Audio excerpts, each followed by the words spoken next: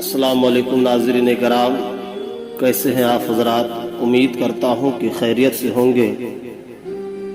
नाज़रीन कराम, उत्तर प्रदेश में एक जगह है बदायूं।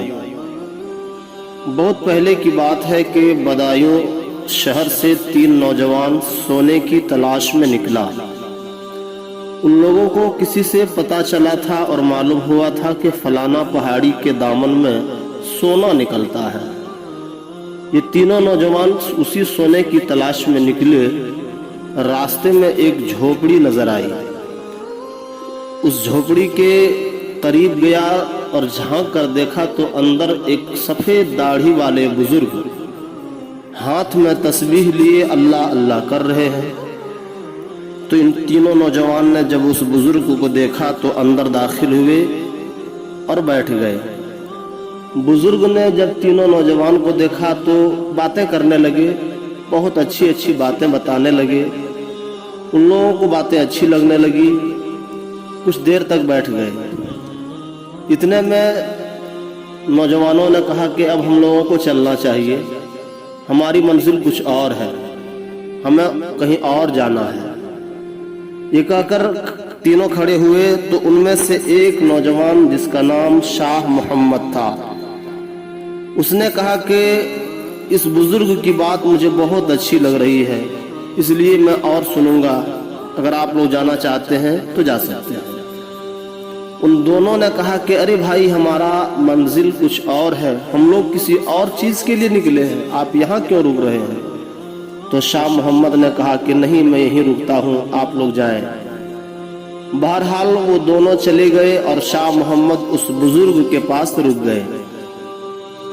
रुकने के बाद खिदमत करने लगे, रहने लगे और वो लोग अपनी मंजिल चले गए। वाकई में वो लोग सोना तलाश कर लिए और दामन भर भर कर वो लोग सोना लेकर वापस आए। आते वक्त उसी झोपड़ी में उस नौजवान को दिखाया कि देख, हम लोग गए और हम लोगों ने इतना सोना हासिल किया, हम लोग अब वापस अपने यहाँ जाएंगे, बेहतरीन घर बनाएंगे, आराम की जिंदगी गुजारेंगे। तो शाह मोहम्मद ने भी ये सोचा और उसके दिल में ये ख्याल आया कि ये मैंने बहुत बड़ी गलती कर दिया, मुझे नहीं रुकना चाहिए था, मुझे भी जाना चाहिए था। यही सोच रहा था। उसके बाद वो दोनों नौजवान घर चले आए, वो वही बुजुर्ग के पास रह गए। एक दिन बुजुर्ग पेशाब के लिए और इस्तिंजा के लिए बैठे थे। पानी की बड़ी किल्लत वहां थी। कहा, बेटा कुछ ढेले लेके आओ, मैं इस्तिंजा करूंगा। वो शाह मोहम्मद गए और जैसे ही एक मिट्टी का ढेला उठाया, हाथ में आते ही सोना बन गया। तो उसने कहा कि ये मिट्टी का ढेला है या सोना है पता नहीं। देखा तो वाकई में वो सोना ही था।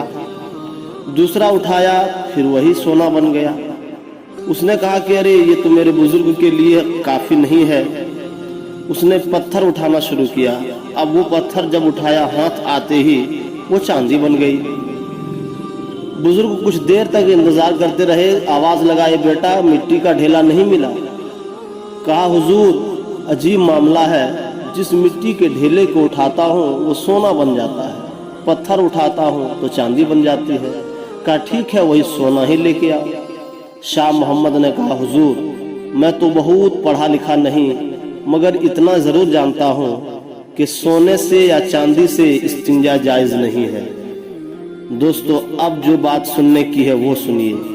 उस बुजुर्ग ने कहा, बेटा जिस सोने से इस्तिंजा जायज नहीं, एक मामूली काम जिस सोने से नहीं हो सकता, उसकी तलाश में तुम लोग गए थे, उसके लिए तुम मारा मारे फिर रहे थे। अल्लाह अकबर। जब इतना कहा, अब उसकी दिल की दुनिया बदलने लगी। करीब आए बुजुर्ग, सर पर हाथ रखा, आंखों से आंखें मिलाई, पल भर में उस नौजवान को कहां से कहां पहुंचा दिया।